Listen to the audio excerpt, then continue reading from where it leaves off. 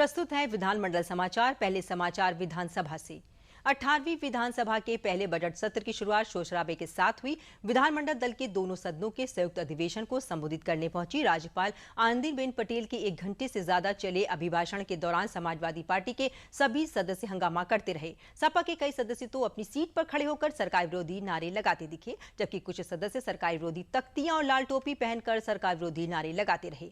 सपा के शोर-शराबे और हंगामे में सुबह सपा और कांग्रेस के सदस्य शामिल नहीं थे। राज्यपाल के अभिभाषण शुरू होते ही सपा के सदस्य वेल में आ गए। राज्यपाल ने हंगामे के बीच भी अपना अभिभाषण पूरा किया। सपा सदस्यों ने महंगाई, आवारा पशुओं के मुद्दे को लेकर जमकर नारेबाजी की। राज्यपाल आनंदीबेन पटेल सदन की कार्रवाई शुरू होते ही करीब 11:04 पर सदन में पहुंची।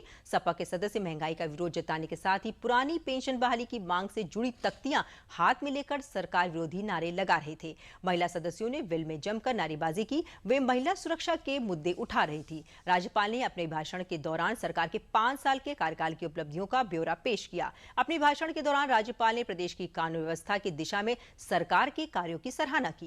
उन्होंने कहा कि सरकार ने कानून व्यवस्था को सर्वोच्च प्राथमिकता देते हुए जीरो टॉलरेंस की नीति अपनाई है, जिससे प्रदेश में अपराध मुक्त, भय मुक्त और अन्याय मुक्त वातावरण एवं कानून का राज स्थापित किया गया है। वर्तमान सरकार के कार्यकाल में सभी पर्व एवं त्योहार शांतिपूर्ण संपन्न हुए। अपराध पर प्रभावी अंकुश लगने से प्रदेश में अपराधी मामलों में निरंतर कमी आ रही है। उन्होंने कहा कि चुस्त दुरुस्त कानून व्यवस्था से नागरिकों में सुरक्षा की भावना सुदृढ़ हुई है।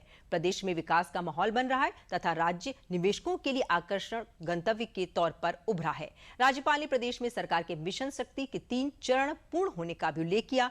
उन्होंने कहा कि सभी जनपदों के समस्त 1535 स्थानों पर महिला बीट आरक्षी नामित कर महिला हेल्प डेस्क स्थापित की गई है। शांति व्यवस्था में महिलाओं की अधिकाधिक भागीदारी के लिए 3 महिला पीएसी बटालियन की स्थापना की जा रही है। उन्होंने कहा कि प्रदेश में सार्वजनिक संपत्तियों पर हुए अवैध कब्जे के विरुद्ध प्रभावी कार्रवाई कराए जाने के लिए एंटी भू माफिया टास्क फोर्स का गठन किया गया। सरकार ने जन समस्याओं के निस्तारण के प्रति गंभीरता दिखाते हुए प्रत्येक माह के पहले और तीसरे शनिवार को संपूर्ण समाधान दिवस का आयोजन किया जा रहा है। इसी प्रकार थाना दिवस और ब्लॉक दिवस आयोजित करके बड़ी संख्या में जन समस्याओं के निस्तारण के लिए सरकार गंभीर है। सरकार द्वारा कोविड प्रबंधन पर उल्लेख करते हुए राज्यपाल आनंदीबेन पटेल ने कहा कि कोविड काल के दौरान गरीब व्यक्तियों, प्रवासी श्रमिकों तथा तीमारदारों को निःशुल्क भोजन उपलब्ध कराने के लिए प्रदेश के जनपदों में कम्युनिटी किचन स्थापित किए गए। राज्यपाल ने अपने अभिभाषण के दौरान आजादी के अमृत महोत्सव के अवसर पर आयोजित होने वाले कार्यक्रमों का भी उल्लेख किया। उन्होंने कहा कि प्रदेश के नगरीय निकायों में अमृत सरोवरों के विकास का निर्णय लिया गया है। राज्यपाल ने राज्य को 1 ट्रिलियन इकोनॉमी बनाए जाने की अपनी सरकार की प्रतिबद्धता व्यक्त की। उन्होंने कहा कि उनकी सरकार सबका साथ, सबका विकास, सबका विश्वास और सबके प्रयास के मंत्र को लेकर काम करने के लिए प्रतिबद्ध है। इसके साथ ही सदन की कार्रवाई करीब 20 मिनट के लिए स्थगित रही। बाद में सदन की कार्रवाई शुरू होते ही विधानसभा अध्यक्ष सतीश महाना ने कार्य मंत्रणा समिति की बैठक में सदन की आगामी बैठकों के लिए निर्धारित एजेंडे की सदन को जानकारी दी। साथ ही अन्य जरूरी विधायी कार्य निपटाए गए।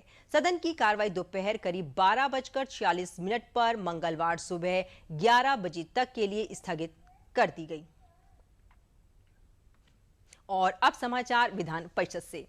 उत्तर प्रदेश की 18वीं विधानसभा का पहला बजट सत्र आज विधानसभा के मंडप में समवेत सत्र से शुरू हुआ। समवेत सत्र को राज्यपाल आनंदीबेन पटेल ने संबोधित किया। इसके बाद विधान परिषद की कार्रवाई पृथक रूप से विधान परिषद मंडप में 12:30 बजे से शुरू हुई।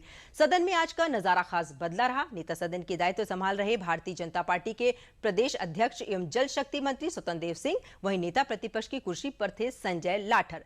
सदन में दशकों बाद एक पिता पुत्र की जोड़ी भी थी। पिता यशवंत सिंह और निर्दलीय जीतकर आए उनके पुत्र विक्रांत सिंह रेशु। पहली बार सदन में जनसत्ता दल की आमद हुई। सदन में आज सदन के पूर्व सदस्य दाऊजी गुप्ता, नीना दुग्गल, चंद्र प्रताप सिंह और स्वर सम्राज्ञी लता मंगेशकर को श्रद्धांजलि अर्पित की गई। नेता सदस्य स्वतंत्र देव सिंह ने सदन के मौजूदा सदस्य रहे नेता प्रतिपक्ष अहमद हसन का शोक प्रस्ताव रखा, जिस पर संपूर्ण सदन ने उन्हें श्रद्धांजलि दी और सदन की कार्रवाई को सभापति ने कल तक के लिए स्थगित कर दिया। विधान परिषद की कार्रवाई 12:30 बजे सभापति कुंवर मानवेंद्र सिंह की अध्यक्षता में शुरू हुई। सभापति ने कार्य परामर्शदात्री समिति की संस्तुति सदन के पटल पर रखी। आज 23 मई को संवेद सदन के बाद राज्यपाल का अभिभाषण और निधन के निर्देश और शोक प्रस्ताव सुनाए गए। 24 मई को औपचारिक कार्य यथा अध्यादेशों, अधिसूचनाओं, नियमों आदि का सदन की मेज पर रखा जाना है।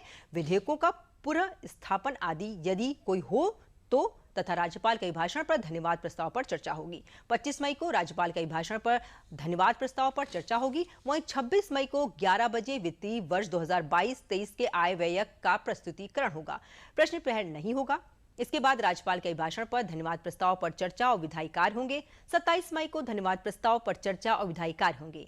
28 को वित्तीय वर्ष 2022-23 के आय व्यय पर सामान्य चर्चा होगी। 29 मई को बैठक नहीं होगी। 30 मई को वित्तीय वर्ष 2022-23 के आय व्यय पर सामान्य चर्चा और 31 मई को भी वित्तीय वर्ष 2022-23 के आय व्यय पर सामान्य चर्चा होगी तथा सायं 4 बजे उत्तर प्रदेश विनियोग विधेयक 2022 जैसा विधानसभा द्वारा पारित होने पर विचार एवं उसका पारण होगा। इसके बाद सभापति ने राज्यपाल के अभिभाषण को सदन में प्रतिवेदन किया। इसके बाद नेता सदन स्वतंत्र देव सिंह ने समाजवादी पार्टी के वरिष्ठ नेता और सदन में नेता प्रतिपक्ष रहे अहमद हसन के निधन पर शोक प्रस्ताव प्रस्तुत किया।